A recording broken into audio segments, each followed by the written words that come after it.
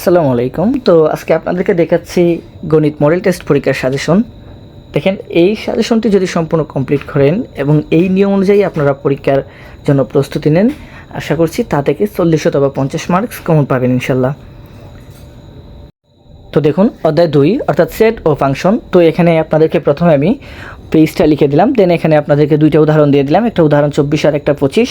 তো তাছাড়া এখানে দেখবেন মেইন বইয়ের অর্থাৎ অনুশীলনের একটা ম্যাথ আছে, ওইটা 23 নংয়ের কটা করে নেবেন ভালো করে, আর 3টে বোর্ড দিয়ে দিলাম। অর্থাৎ এখানে যতটা সৃজনশীল আছে এই প্রত্যেকটা সৃজনশীল যদি কমপ্লিট করেন তাহলে তার বাইরে কিছুই আসবে না, অর্থাৎ এইগুলোর ভিতরেই মূলত আসবে।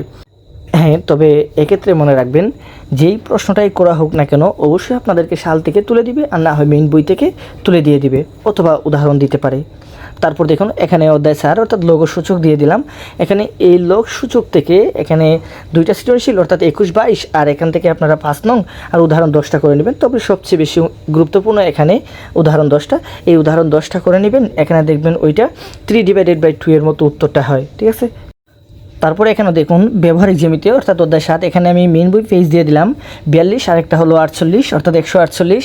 এখানে দুইটা সৃজনশীল পরীক্ষা আসে, একটা উদাহরণ 2 আর একটা উদাহরণ 4, এবং মেইন বই থেকে একটা প্রশ্ন আসে, ওইটা হলো 19 নাম্বার, ঠিক আছে। এইগুলো যদি সম্পূর্ণ কমপ্লিট করেন তাহলে তার ভিতরেই আসবে, মূলত প্রশ্নটা একটু চেঞ্জ থাকতে পারে।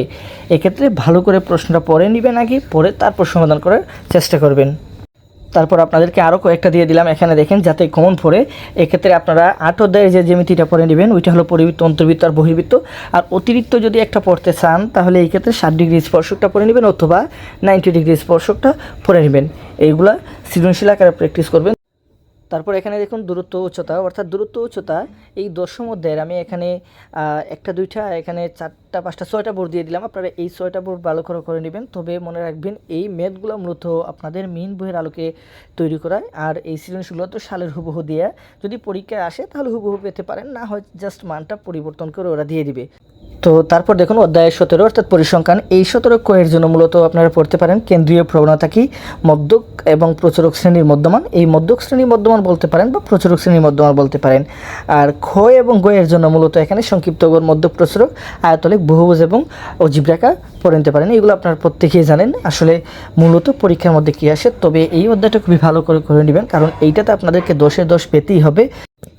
তো সব ধরনের সাজেশন পেতে অবশ্যই চ্যানেলটি সাবস্ক্রাইব করে রাখবেন। ভালো থাকবেন, সুস্থ থাকবেন।